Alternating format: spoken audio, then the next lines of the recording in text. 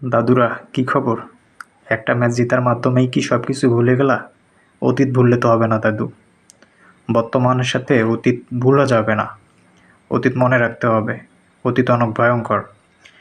আজকে যে খেলাটা খেললো, 125টা রান মাত্র। তারা যে পরিশ্রমটা না করছে এবং যে প্রেশারটা ক্রিয়েট করছে দর্শকদের মাঝে, আহ, এটা বলার মতো না দাদু। সকালে যে অ্যালার্ম সেট করছি, ঘুম ঘুম চোখে খেলাটা দেখলাম, তো এটা আসলে বলার মতো কিছু ভাষা নাই। একটা টি-20 বিশ্বকাপের মঞ্চে মাত্র 125টা রান করতে গিয়ে প্রথম 6 ওভার পাওয়ার প্লেতে 3 উইকেট হারায় এবং 125 রান সংগ্রহ করতে 8 উইকেট হারায়। টপ অর্ডারের ব্যাটসম্যান সৌম্য সরকার, লিটন দাস, তানজিদ তামিম, শান্ত, সাকিব, এদের কথা কি বলি, মানে এদের এদের নাম মুখে নিলেই প্রথমে গালিটা আসে। আসলে গালি দিলেও গালির একটা অপমান হয়ে যায়।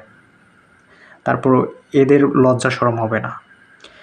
এরা শুধু পারে, এরা না পারে মাঠে খেলতে, না পারে খাটে খেলতে, শুধু এরা পারে মিডিয়ার সামনে এসে বড় বড় লেকচার মারতে এবং অজুহাত দেখায় দিতে।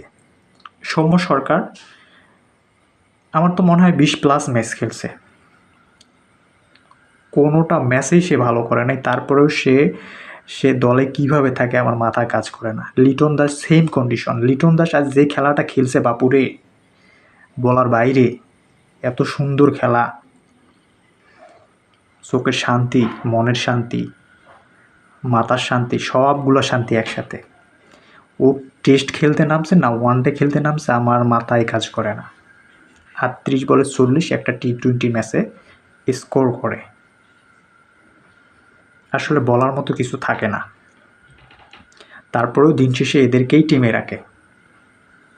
মেহেদী মিরাজ, সাইফুদ্দিন অলরাউন্ডার। মেহেদী মিরাজের মতো তো মনে হয় না যে আমার কোনো প্লেয়ার বিশ্বে আছে, কারণ সে শুরু থেকে শেষ পর্যন্ত সব জায়গায় খেলতে পারে। তার খেলার মতো অ্যাবিলিটি আছে এবং রান বের করার মতো অ্যাবিলিটি আছে। ইন্ডিয়ার মতো একটা টিমে মেহেদী হাসান মিরাজ একাই নাকানি সুবানি খেলাইছে মোহাম্মদ সিরাজ, বুমরা, এদের মতো বলারদের। সেই মিরাজকে আপনারা বাদ দিলেন।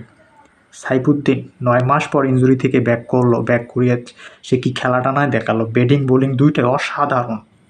আপনারা তাদেরকেও লাস্ট জিম্বাবুয়ের একটা ম্যাচ খারাপ করেছে যার কারণে বাদ দিলেন।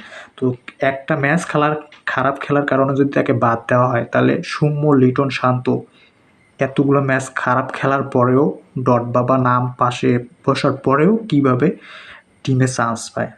হয়তো এখানে সিলেকশন প্যানেলের কোনো স্বার্থ কাজ করছে, আদারওয়াইজ অন্য কোনো কারণ না। কারণ বাংলাদেশ টিমে পুরো রাজনীতি চলতেছে। তারা যে খেলাটা খেলতেছে, তারা দেশের জন্য খেলতেছে না।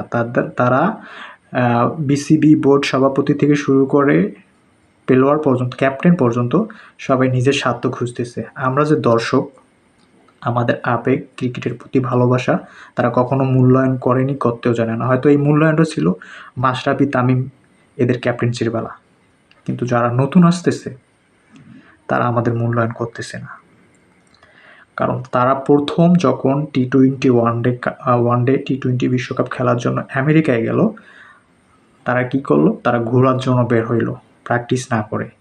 তো তার ফলস্বরূপ কি হইলো? 2টা ম্যাচ পরপর ঠকলো, একটা ম্যাচ জিতলো। একটা ম্যাচ জিতিয়ে 2টা ম্যাচের যে ভুল ত্রুটি, দোষ, গালিগালাজ সব কিছু আমরা ভুলে গেলাম, ওরাও ভুলে গেল। ঠিক আছে? তারপরে ইন্ডিয়ার সাথে গোহা রান হারলাম। তারপর একটু সিরিয়াস হইলো, আজকে শ্রীলঙ্কার সাথে জিতলো। এটা তো জিতা বলে না। আসলে এটা যদি জিতা বলে, তাহলে জিতার সংজ্ঞাই চেঞ্জ হয়ে গেছে। কারণ 125টা রান নিতে যদি 3টা উইকেট ফেলে 6 ওভারে এবং 125 রান শেষ করতে 19 ওভার পর্যন্ত খেলা যায় এবং 8 উইকেটের বিনিময়ে, তো এখানে যদি শ্রীলঙ্কার কথায় বাদ দিলাম, ইংল্যান্ড আছে, নিউজিল্যান্ড আছে, দক্ষিণ আফ্রিকা আছে, ইন্ডিয়া আছে, পাকিস্তান আছে, এদের তো বোলিং লাইন, ব্যাটিং লাইন সব কিছুই ভালো। তো 125টা রান নিতে যদি তারা 8 উইকেট ফেলায়, তা যদি স্কোরটা যদি 70-80 এরকম হয়, তো সেক্ষেত্রে তো 20টা উইকেট দেওয়া লাগে বাংলাদেশকে। তো আমার কথা হচ্ছে যে যাদের প্রতি মাসে এতগুলো টাকা দেয়া হচ্ছে, তারা আমাদেরকে কি দিচ্ছে? তারা তো আমাদেরকে কিছু দিচ্ছে না। তো তারা যদি টাকার বিনিময়ে যদি আমাদের কিছু না দেয়, তাহলে তো তাদের রাখার কোনো প্রয়োজনই নেই। তাদের টিম থেকে বের করে দেওয়া দরকার।